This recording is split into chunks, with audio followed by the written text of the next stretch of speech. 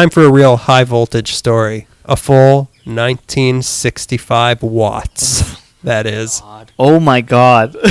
Again, every time you do the first opening sentence, I'm just picturing like brainstorm charts on the wall. I cracked open the old homonym dictionary. Okay, so for a lot of people, read white. What happened in 1965 in Watts seemed like it came out of nowhere. Right. So before we get into what did happen, let's first take a quick overview of what that community was going through at the time. Like I was talking about, you can watch Felicia. If you don't want to hear me, pop in Felicia right now. Pop in your VHS of Felicia right now. Between 1940 and 1965, the black population in LA went from 75,000 in 1940 to, in 1965, 650,000 people. That's a giant That's jump. a huge population. Let's do the math calculator on that. God. That's 25 years. That's like twice the age of me. That's 650,000. That's like half your age. Most of these people were living in South LA. Okay. Because of the racial housing covenants for most of that period and just racial racism, they couldn't spread out around the city like everyone else who came here did. They all had to cram into this one section of town. We talked about that in our Central Avenue episode more about how, I think it was Hattie McDaniel kind of like broke down the housing covenants. And I forget what neighborhood it was. She lived in, it was like West Adams or? It was something like that. She was like the first black person and she's like, well, I have money. I'm moving here. Yeah. Like, why would you? I won an Academy Award. I think I'm going to move. We also talked about, Mariah in the La Plaza field trip talked about, was it redlining? I don't remember. I don't know. We'll skip that. Again, we've talked about so much history. Everything's blending into one. Exactly, Whatever she said, I said. Yep. So there was the Rumford Fair Housing Act, but that protected black residents from housing discrimination. So this was a good thing. But in 1964, 1 year before what we're going to be talking about, and the same year that the Civil Rights Act was passed, California passed Prop 14 with 65% of the vote, which nullified this housing act. So once again, housing restrictions were enforced. So California went out of their way to make sure that black people had to live in certain parts of town. It's called segregation, yeah. Wait, what's that term you were using before? Tone deaf?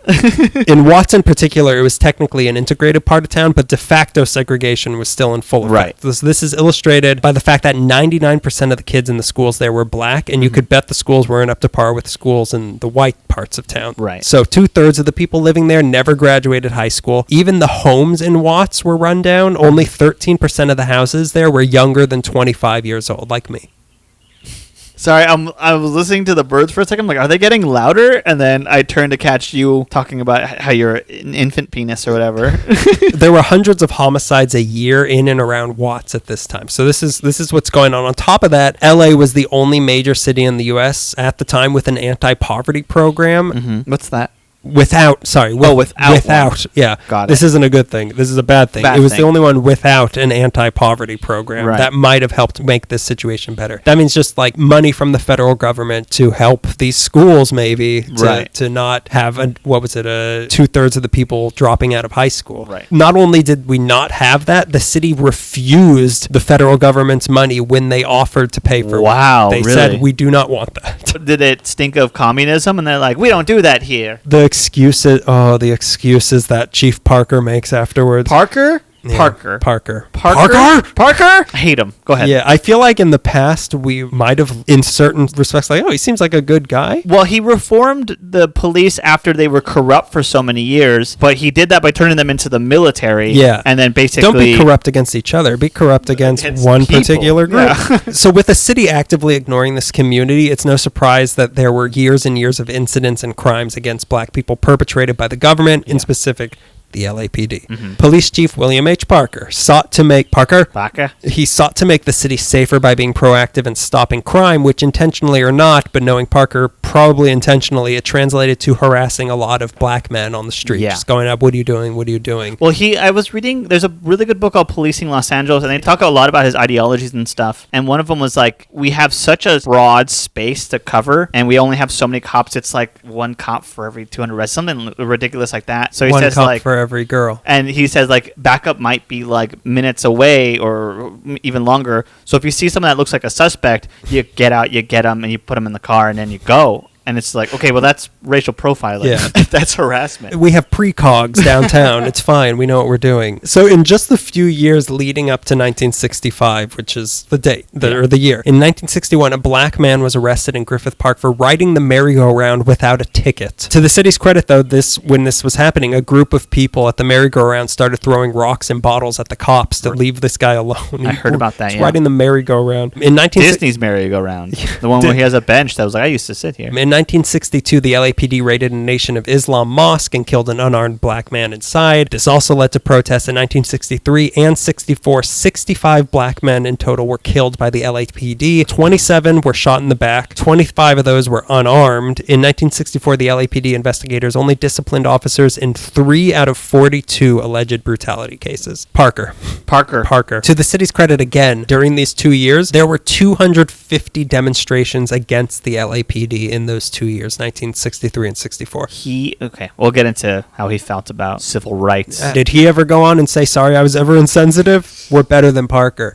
In covering these incidents and the incidents like it, the media mostly focused the blame on the victims, of course, and completely ignored the brutality of the LAPD and the racism of the police chief, chili cheese fries. Which thankfully is something that has never happened again. All of this, of course, prompted an Urban League report in 1964 to crown Los Angeles the best city in the United States for black people.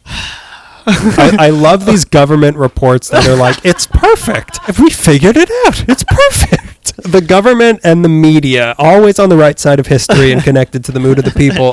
This was the situation in Watts leading up to August 11th, 1965. It's the early evening of a hot summer day. Very hot. Very hot. It's 94 degrees. Picture this. A lot of people don't have air conditioners. Yeah, that's the thing. That's why people were out on the street. Yeah. A little before 7 p.m., a car pulls up to a California Highway Patrol officer on a motorcycle. So the officer on the motorcycle was Lee W. Meneikis. He was 31 years old. He was white. I don't know the driver of the car's name that pulled up to him, but he was black. The guy in the car points out to Meneikis a 1955 Buick Special that otherwise Meneikis would not have noticed. The car was speeding and swerving. Yeah. So the man in the car who pulled up, this is already getting confusing. Yeah. The man in the car who pulled up to Meneikis, he expressed concerns that this was a drunk driver, and being a hot night, there's a lot of people out on the street. He doesn't want anyone getting hit. So Meneikis followed the car up El Segundo Boulevard and down Avalon until he finally put on his siren and pulled the car over near Avalon and 116th in front of the El Bethel Missionary Baptist Church in Watts. Driving the car was a 21-year-old man named Marquette Frye. He was born in 1944 in Oklahoma, raised in Hanna, Wyoming. His dad was a sharecropper. His mom, Rena, cleaned houses and did babysitting. In 1957, they moved to LA. I'm not sure if his dad was still in the picture, but Rena continued working, cleaning, and babysitting in Watts. So she was known around the neighborhood as the lady.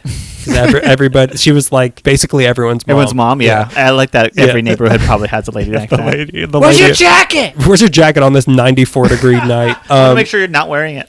So Marquette, he had never experienced racism or even heard the N-word until he moved to LA. Jeez. And he eventually dropped out of John C. Fremont High School at age 16. He was involved in a gang for a little bit and kind of just floated from job to job. So he was driving, and in the passenger seat was his stepbrother Ronald. So Ron was about to go away to join the army, and Marquette's 2-year parole for strong arm robbery had just ended. So the two went out to celebrate. They had a few beers. Now they were pulled over for drunk driving, which if you're black or you're not white or you're white and have seen any TV show or movie that addresses systemic racism, you know this is a situation that is not good. This can easily go bad when a white officer pulls over a black driver. So now the exact specifics of what happened next vary depending on anyone you ask, but the general gist of what happened, it's all the same. Everyone knows generally what happens. Marquette gets out of the car, and Meneikis had him do a sobriety test, which he failed. Marquette later admitted that he was, in fact, drunk. So Meneikis said, "You're under arrest." It was going along without an incident. But since everyone was outside from the heat, a crowd started to gather to watch what was happening. Because in this community, when a white cop pulls over a black driver, it usually didn't end well. So people wanted to keep an eye on the situation. By all accounts, Marquette knew he had been busted, and he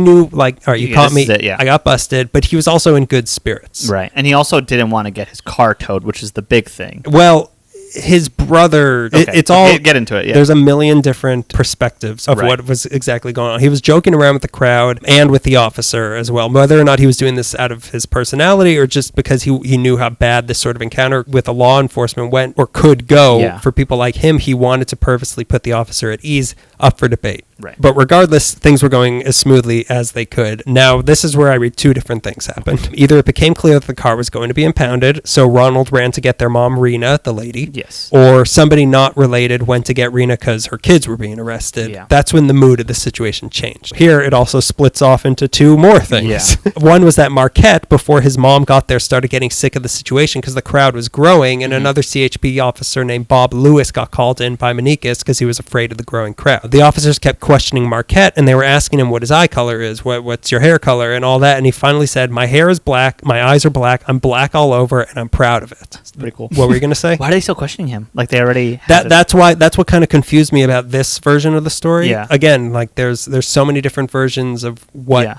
of the steps of what happened. Yeah, I failed sobriety test. You got me. I'm not resisting arrest. Why are you still asking me questions? Okay. Yeah, that could be it, or maybe that's not exactly what happened. Yeah, okay. I see what But you're saying. the other version is that he was going along with everything until his mom showed up and started yelling at Marquette because he was driving drunk. And who first of all, who wants to get yelled at by their mom, and also in front of a crowd? Yeah. That is scarier than being arrested in front of a crowd and your mom yelling. It's just your mom yelling at you in front of a crowd is just as like everything. It just like piled up. Whatever happened, he got upset and he started refusing to go along with what the officers wanted. Right. Either way, now what we have are two white officers, Ronald, Rena, and Marquette there, who does not want to be arrested by the officers, and a growing crowd of onlookers. So this is when Marquette started yelling that the officers would have to kill him if they wanted to take him away. That was when the CHP officers called for backup from the LAPD, claiming that there was a hostile crowd growing. Right. I mean, that's like catnip for the LAPD. This is not a good situation. Again, there was no way at the time to record any of what happened here, so there's a lot of different accounts even further, but something along the lines of this happened. The backup CHP officer, Bob Lewis, tried to hit Marquette on the shoulder with his baton since he was quote-unquote resisting arrest, but he missed and hit him above the eye, which drew blood. Not a good look. No, that may or may not have made Marquette collapse, but he seemed to have gotten up and then backed up into Manikis' arms, who then grabbed him, and Ronald, who was trying to protect his brother, punched Manikis in the kidney, and then Rena, to protect both of her sons, jumped on Manikis' back, who then seems to have pulled out his gun. Okay. Or she jumped on his back because he pulled out his gun and he ended up pushing her. Again, it's not, well, we do know she jumped on someone's back, a gun was shown, there was pushing, there was brutality. Either way, Rena was now in handcuffs, and Marquette, to protect his mom, then took a swing at Manikis, which resulted in him also being in handcuffs, and Ronald as well. I guess for good measure, I don't know. Yeah. Well, maybe he might have punched the guy, I don't know. So it was now 7:23, and Marquette, Ronald, and Rena were under arrest around the same time as the LAPD were arriving, and there was now a crowd of almost 1,000 people watching this whole thing happen. Thank God nobody got killed. Nobody got killed in this situation. And also, a crowd of 1,000, I'm sure, like, well, it didn't you can end be here. so deep. I know that, but like, you can be so deep that you don't even know what's going on, but you're just responding to the energy of the crowd. Exactly. It was sort of a thing. You'll see rumors were spreading through the crowd of what was going on, and just like a feeling was going through, like leave us alone. Like, it's hot. Keep in mind, it's hot. You've seen Do the Right Thing. It's a hot day, and sometimes people just don't want this. I mean, they never want this, but like when it's 94 degrees and you're just trying to stay cool outside, like, and leave us alone. And anyway, those three were forced into a cop car and taken to the station, but now the LAPD was there with the crowd of people who were rightfully angry over just witnessing what ended up being a typical encounter between a black man and a white law enforcement officer, which was filled with unnecessary brutality. No debate, that's what happened. Rena later claimed she wasn't abused by the cops, but there's no denying Marquette got hit. People were being hit. And for what? A drunk driving. A DUI that they pulled him over for before he hit anybody. Again, I'm getting angry. But those three were out of the picture, and the crowd was angry, and the LAPD backup had a long, ugly history with crowds of black people. So they tried to disperse the crowd. By many accounts, they were using racial slurs as their main tactic. And as they were trying to leave, someone in the crowd spat on one of the officers. And an officer went back into the crowd and for whatever reason decided a woman named Joyce Ann Gaines had been the one who spat, so they grabbed her by the hair and threw her on the ground. Jesus. Brutality continued. I was thinking, like, I wonder if people should make a donation to a charity every time you spot police brutality in this episode. Wasn't she pregnant? Here. Joyce was a hairdresser, right, and she was wearing a smock, which for some reason made people think she was pregnant. Okay. She wasn't, and I'm sure on top of all these horrible things that were happening, she also didn't appreciate everyone saying she's pregnant. So now word started to spread exactly through the crowd that cops were assaulting a pregnant woman, which made people even angrier. The crowd gathered around Joyce to protect her, and even more cops got called in, and they then arrested another guy who they accused of inciting violence, which is Rich. And apparently at one point there were 10 cops manhandling this one unarmed black man who was already in handcuffs. Oh my God. It was now 7:45, and this is basically when the Watts Uprising officially began. 7:45, August 11, 1965. The cops got away with their victims, but the crowd remained, so they came back, the cops, a couple times to try to disperse the crowd. Right. And by the third time the cops dared to show their faces again, that's when people started throwing rocks and bottles at them and the other cars that had piled up, because this caused a huge traffic jam. Right. Like, this was a small street, so the streets were blocked off. So now people were throwing things at cars. When they came back? Or just at cars? Well, first it's the cops came back a third time. They came back and they're like, what are you what are you doing here again? So again, the exact details of who hit who and who did what are hard to pick out, but what happened was that a routine traffic violation turned ugly, and the cops, as you can always depend on them to do, were unnecessarily aggressive and violent with a group of black people. Right. And now there was a crowd of people who were pissed off and decided then and there that they didn't want to put up with this anymore. That first night, it wasn't too big. I don't think any or many cops, if there were any, were there to try to stop anything, but some windows were smashed, a car was set on fire at Imperial and Avalon. The next morning, though, Rena and her 2 sons were released from the police station, where they were quickly informed that they had started a revolution. They had no idea, because they were in jail. Remember how you got drunk last night? Exactly. Guess what? They were in jail, so they had no idea what was happening, and they come outside and they're like, whoa. Yeah, what are you guys up Heavy.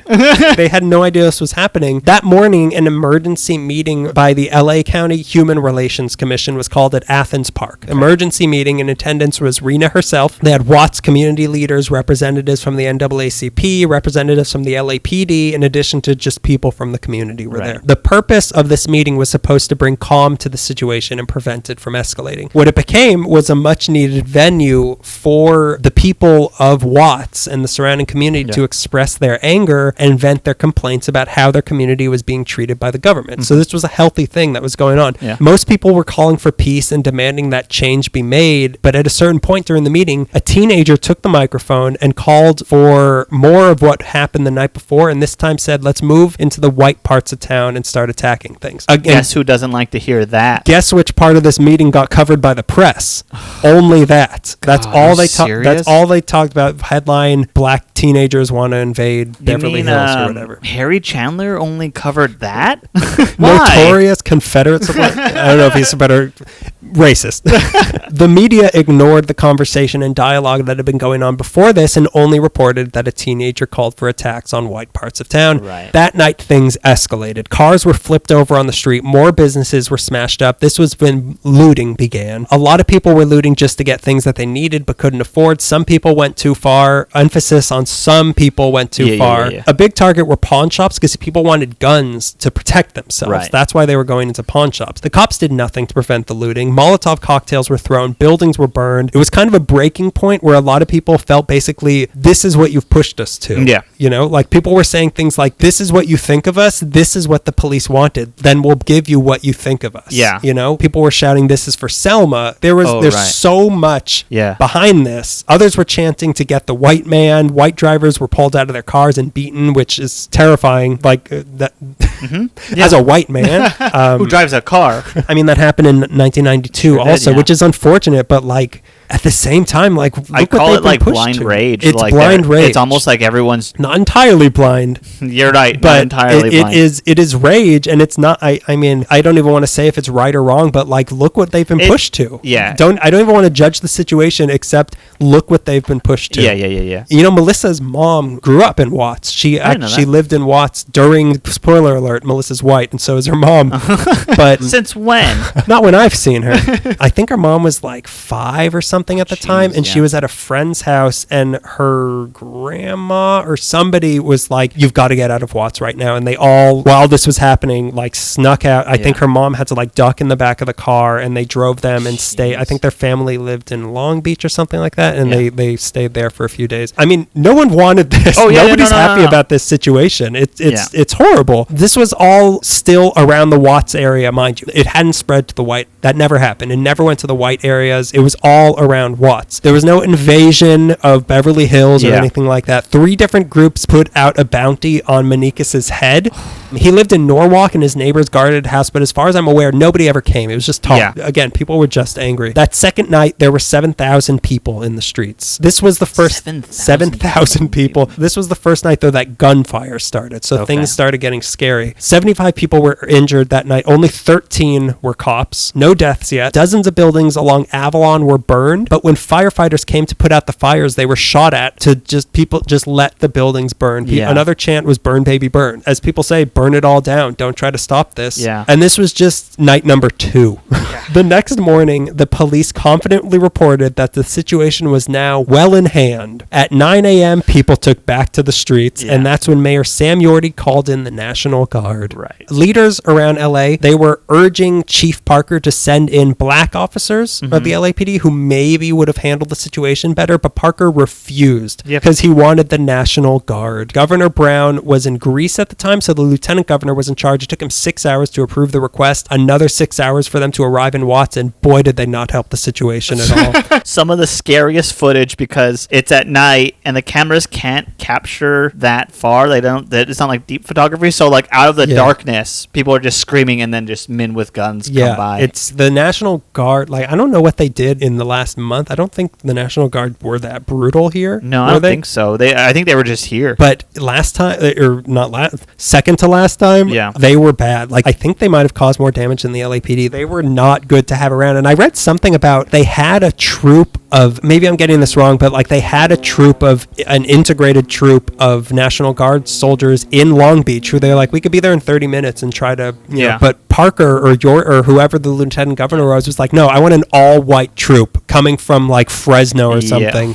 Anyway, now there were 13,900 National Guardsmen and almost 2,000 LAPD and county officers in and around Watts. 13,000 for a contained area. This isn't widespread. And there were 7,000 people in the streets then. So they wanted, let's triple how many people. So the looting and burning and gunfire continued, but now there were trigger-happy military soldiers involved, and they shot a lot of innocent people. And that third day was when the first death happened. It was a young man. He was caught in the crossfire and killed by the National Guard. Another guy was leaving a barbershop in 89th and Broadway, got killed by the National Guard. A guy named Charles Pfizer, who was in a doo-wop band called the Olympics that did an earlier version of Good Lovin'. He was on his way to band practice and he got killed. Oh my God. They claim that there were snipers shooting from rooftops at the cops. Right. There was one at 104th and Wilmington, but I saw a picture and it was one cop ducking behind a car while other cops and passersby were just kind of standing there. So I don't know how much of a sniper this really was, other than just maybe a guy was on a roof shooting at this one cop. I don't know. The National Guard dug trenches at the intersections to keep people inside the area. So now cops were cutting trees on the streets so people couldn't climb up them and throw things from them. There was a sign leading into a stretch of Watts that warned, turn left or get shot. I've seen that sign before. Yeah, cops were raiding apartment buildings. By the end of the third day, the uprising covered 46.5 square miles. The area of Alameda on the east, Crenshaw on the west, and Rosecrans on the south were essentially under a military lockdown in Los Angeles. Yeah. The area was in chaos and people were terrified and sleeping on their floor in case bullets came through their windows. Comedian Dick Gregory. I know Dick Gregory. He went into the neighborhood to try to calm down the looters, and the cops or the National Guard shot him in the leg, to which he yelled back, all right, God damn it, you shot me, now go home.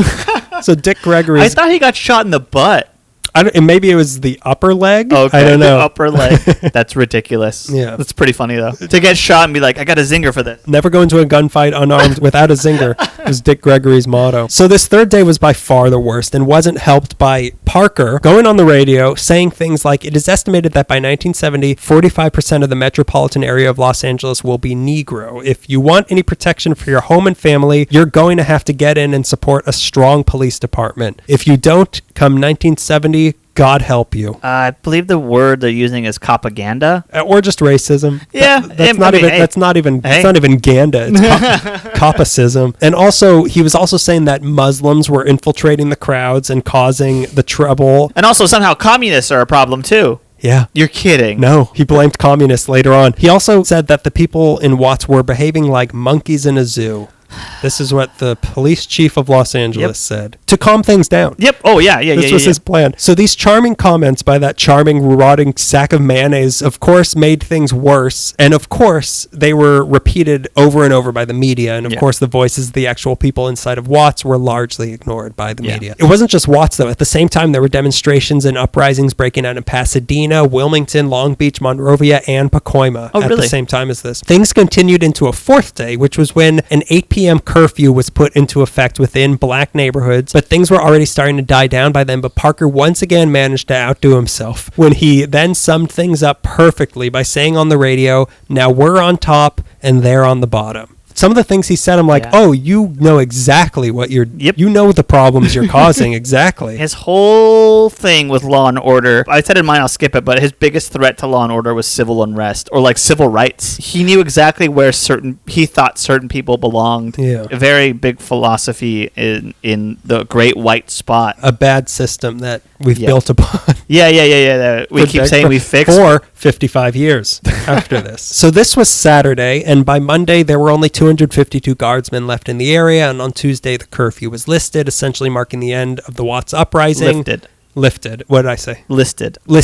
On August 17th. So it was 6 days it lasted. Okay. But never to miss out on the last atrocity, the LAPD on the 18th surrounded the headquarters of the LA chapter of the Nation of Islam at 5606 South Broadway at 2 a.m. under claims that they were stockpiling weapons. They claimed they came under fire. They didn't, and they started firing back. They tear gassed the sewers so nobody could escape, raided the mosque, arrested 59 people. A fire mysteriously broke out, and the mosque burned down. Mm-hmm. No guns were found, so weird. Yeah, interesting. Hey, did you hear that they were stockpiling guns? I did hear that. They stockpiled them so well you can't even see them. I guess the tear gas must have melted them.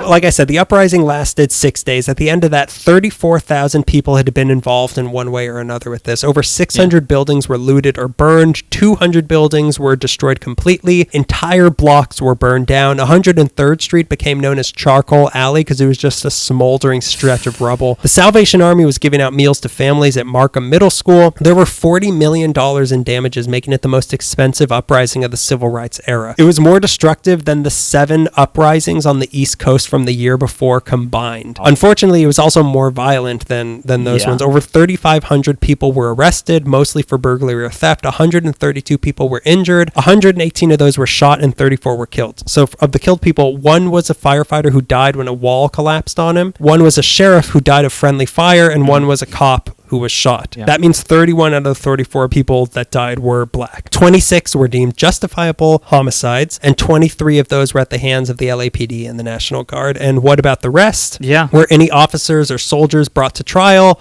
No. Not that I saw. None of them. Anyway, it's a wartime rule where we get to kill people and it's not a crime. They're not Americans. They're enemies because the National Guard was here. As to that raid on the Nation of Islam headquarters, a judge pressed no charges and blamed it on the imagination of the LAPD, which is kind of like, you get it, right? So why aren't you punishing them? Yeah. Parker refused to go before a committee to explain why that raid on the Nation of Islam happened. Once it was all over. It's great when you think you're above the law and above explanations. Well, when you are the law, you are above the law. Yeah, when you are the law, you can step on that little stool and be above the law. You can make whatever law you want. Yeah. Once it was all over, black people knew what happened, but white people struggled to understand. So they did what white people do best, and they formed a committee. It was called the Mckown Commission, and they published a 101-page report that confirmed what the people of Watts had been trying to tell them the entire time the cause was racism. Mm-hmm. It took 101 pages. The report blamed unemployment, bad housing, bad school, recognized the deeper causes of the riots. They've also seen Felicia.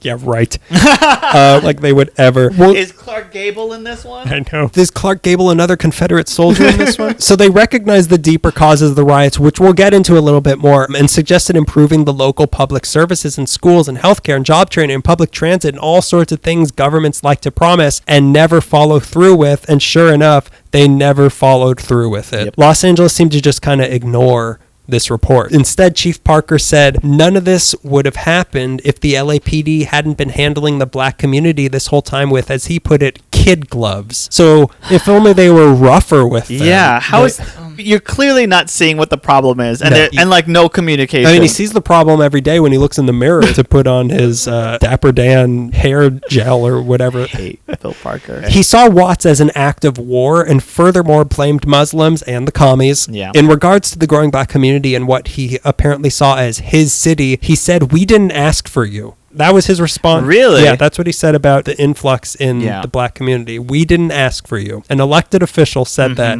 He went on the news afterwards saying how right his LAPD was in their behavior, and he got a lot of support. Yeah. Of course. One step higher than Parker, Mayor Yorty said police brutality was a lie. The white people in the city were inclined to agree with these two mayonnaise dumps. They were blaming it on black men with criminal records, black Muslims, black gang members, and it caused a lot of white people to be even more scared of their black neighbors, who, as a reminder, weren't even allowed to live next to them anymore. Yeah, they're not my neighbors. Exactly. They're my neighbors in concept, but within like a 10-mile radius, no. And boy, did white people buy a lot of guns after this. Big spike in guns bought by white people. No surprise. No. Again, we talk about time as a flat, like this is exactly what we see. The LA Times, meanwhile, got a Pulitzer Prize for their The View from Watts 7-part series coverage that came out a couple months later. Like I was telling you, one guy, one modern reader of it was like, you didn't get it. You didn't get anything that was going on. Why did you get a Pulitzer for this? On the other hand, though, this did at least spur the Times to hire some black reporters. Yeah. But like I said, none of the reforms that were suggested were implemented in the city. In 1966, the city even voted down a proposal to build a hospital near Watts, which meant that there wasn't a hospital within 8 miles of Watts. Statewide, the uprising had more of an effect, surprisingly, when in 1966, Prop 14 got deemed unconstitutional and was repealed. So now the racial housing covenants are again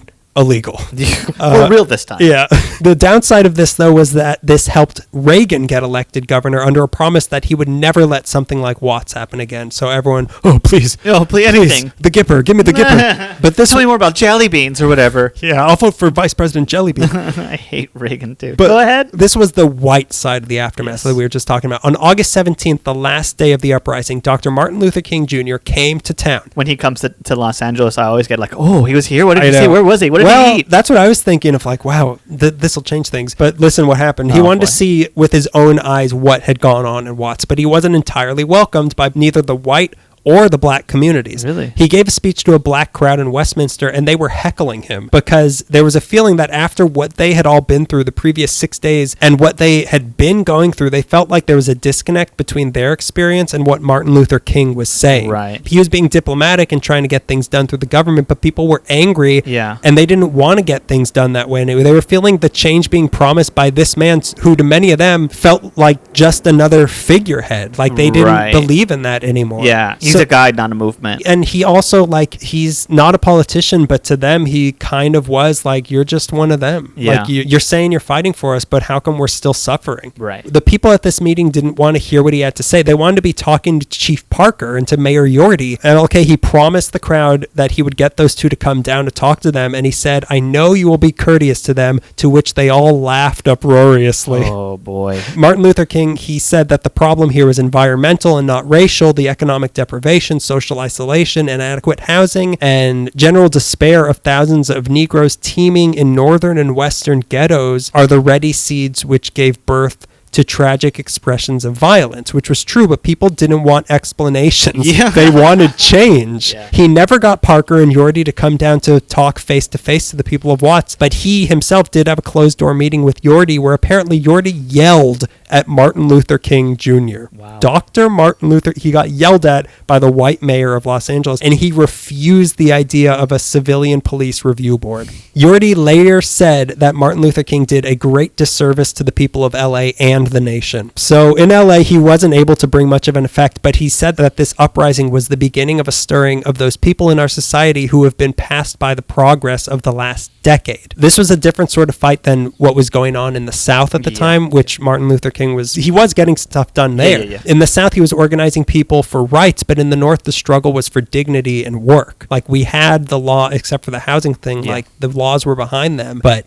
not in spirit at all. I think it was Malcolm X. He compared white racism between the North and the South as the Southern wolf who will bare his teeth at you and growl, but there's also the northern fox who will smile while he destroys you behind your back. So that was the difference in the fight going on. Right. What he saw here did help Martin Luther King to organize the Southern Christian Leadership Conference to march north. So this did inspire him to do, the big thing. He also spoke with President Johnson after this and recommended a federal anti-government, which would be great, a federal anti-poverty program for the city, which we know LA would refuse. And he also got Johnson to launch a nationwide poverty relief program because of what he saw in Watts. But of course, most of the funding for this was diverted the second the Vietnam War started. Jeez. Yeah. So obviously everyone had a different experience and view of what happened in Watts. It's no question in the year 2020 what the subtext of Watts was, but back then and still today, there's confusion about why such violence would erupt, and far be it from the whitest of the two white boys talking right now to be explaining that, but I'm in this deep and I need to sometimes... I'm on my last page.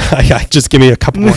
One of the most common things you'll hear regarding what happened in Watts is this: why would you want to destroy your own neighborhood? That was the common complaint. To that, I answer your question with another question. How can you destroy your own neighborhood when that neighborhood was never yours? Yeah. They weren't attacking themselves because they were rarely even given the opportunity to actually take ownership in the neighborhood. That was the problem. Yeah. Very few businesses in Watts were black owned, and the ones that were, aside from maybe a couple, were untouched during all of this. People were looting and burning white businesses almost exclusively. Yeah. The few black businesses, just like today, they boarded up and put up signs that were saying black owned, and most community buildings also were untouched because that's for us. Yeah. Not only were they white businesses that were being attacked, but they were also places that were notorious for taking advantage of black customers. Furniture stores that were charging high prices for low quality furniture. Supermarkets that were known for selling rotten food.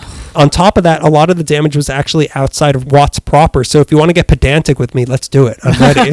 It's someone else's neighborhood. Yeah. You want to get into boundaries of cities? Let's do it. But yes, Watts was hurt bad from the uprising, and it took a long time to recover. But what was Watts even before this? Yeah, exactly. Like, recover to what? It was already bad. Yeah. A lot of people didn't want to go back to that, which is why in the years following this, a lot of people in the community took it upon themselves to get involved politically and in the community to create the change that they wanted to see. A lot of young black people became Black Panthers. A lot of gang members, like you were saying, they started using their power in the community to help out community programs. A lot of those things were for youth, for young kids. Yeah, they're not going to help us. Let's help ourselves. Yeah. Even though today Watts is mostly Latino, there are way more community changes that happen because of the uprising, but there's still a lot of problems going on there right now. But let's not forget that all this started between two people. Menekus, the CHP officer, stayed at his job until 1986. He later defended that he was just doing his job, but also that he should not have arrested him. But he also felt like he had to because he already said he was going to, and he didn't want to be seen as going back on his word, which I don't want to defend cops in this, but like that's the problem right there. You don't want to lose face, so you're going to hit this guy over the head. Continue down this dark path. Exactly. He and Marquette actually met up a few times afterwards to discuss what had happened. One feeling that the two shared, though, was that neither of them wanted to be looked at as the one who started the so-called Watts riots. Right. They didn't want that. Who does? Yeah.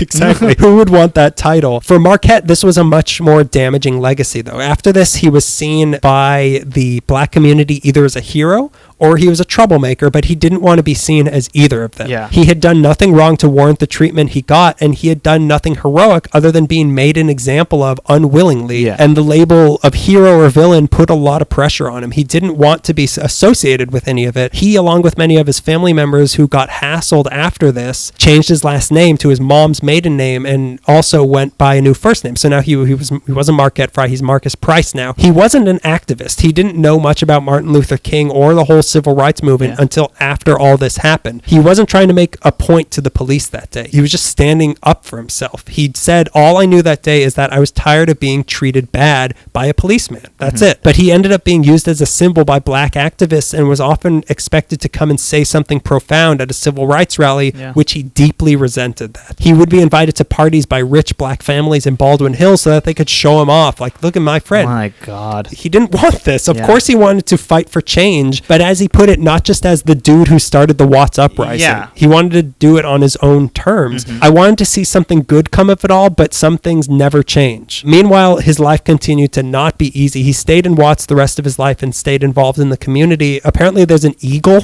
at the 109th Street Elementary School that's painted by him, which would be cool to find. Parts of the community were very protective of him in terms of who they would let bother him for interviews. Like, I read one thing of a guy who would interview him over the years, and they'd like blindfold the guy, bring him into this building, and Marcus would be in the building and he'd talk to him. He's just at work. Yeah. Because of his role in all this, he got red flagged by both the LAPD and the FBI. He was constantly being monitored, and he got arrested 39 times over the rest of his life for a slew of minor things. One time he was accused of plotting to kill Hubert Humphrey.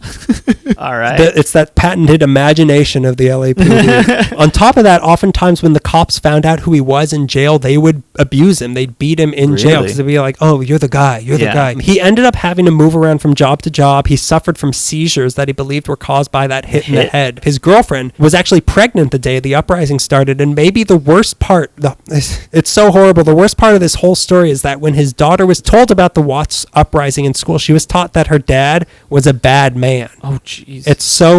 It's horrible. Yeah. That's what she was taught in school. In 1970, he had a son. It just gets worse. In 1970, he had a son who died before he was even a year old. This was when Marcus stabbed himself in the chest, seppuku style. Wait. Tried to kill himself. Oh, he tried to kill himself, but he didn't, though. Okay. He developed a drinking problem after this, died of pneumonia Christmas Eve, 1986. So he didn't live much longer. His mom, Rena, got a $250 fine and 2 years probation for her unbelievably minor role in all of this. But it did get reversed in 1966, a year into her probation. But she also had to deal with the legacy of this because nobody would hire her to clean their houses or watch their kids after this because of her association. She lived a long life until 2013. She died at the age of 97. She never got her car back from the impound because the fees surpassed the worth of her car. And it's a nice, like, I looked up what those cars look like. That's a nice car. It is a nice car. The black community has always seen it this way, but I think now is a good time for everybody else to take a new look at what happened in Watts and to stop thinking of it the way it was depicted by the media and by Parker. Yes, it was horrible, and yes, it was scary, but it was scary for everybody. Like I said, everybody was scared. And 6 days of fear to the rest of the city is nothing compared to, like we said,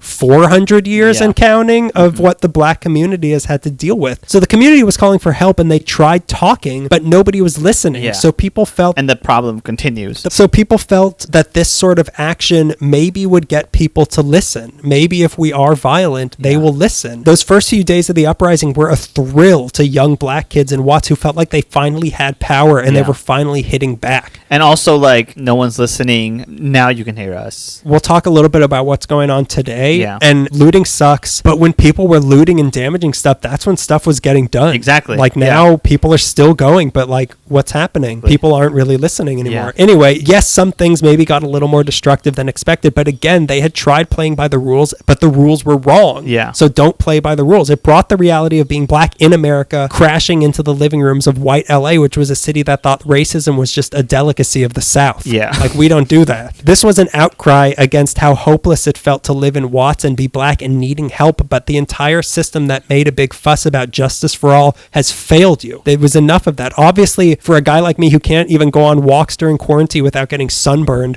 the reality of being black in America is something I'll never experience, but what people are asking for is really not hard to understand for anybody. And if you're the kind of person who's afraid of things like the Watts Uprising happening again, it's simple. Make people feel like they're actually an equal part of the structure of society and they won't attack the structure. Yes. It's that simple. As Marcus said, Watts was not a riot because a riot was a bunch of crazy folk going crazy without a reason. There was a reason. Yes.